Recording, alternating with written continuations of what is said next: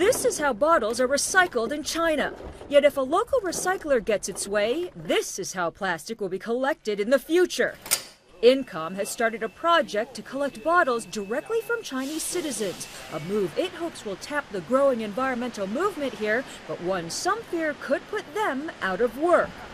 If I can't collect bottles, then I'd have to go back to farming or working as a laborer, this peddler says. China produces an estimated 3 million tons of bottles a year.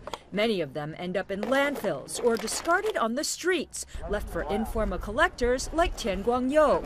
The former fruit seller goes door to door, earning 1 cent off of every 6 bottles. Once collectors gather enough bottles, they bring them to stations around the city like this one.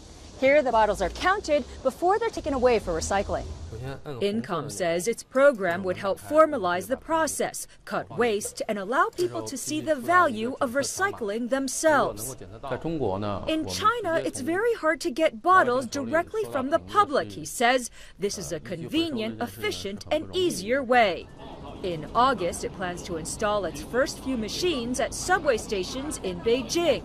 It's a pretty simple concept. First, you just throw the bottle into the machine, press a button, and wait a couple of seconds and you get some subway credits on your card. The company hopes to have 2,000 of these machines across the city in 3 years' time.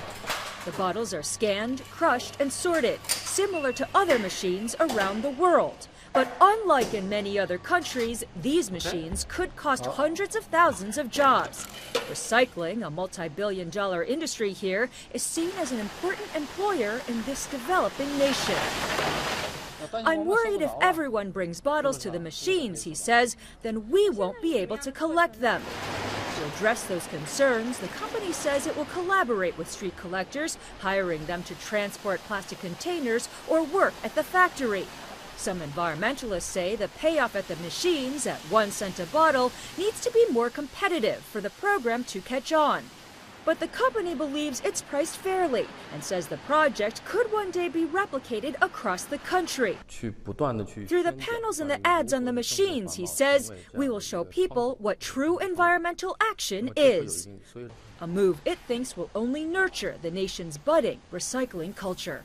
Eunice Yoon, CNN, Beijing.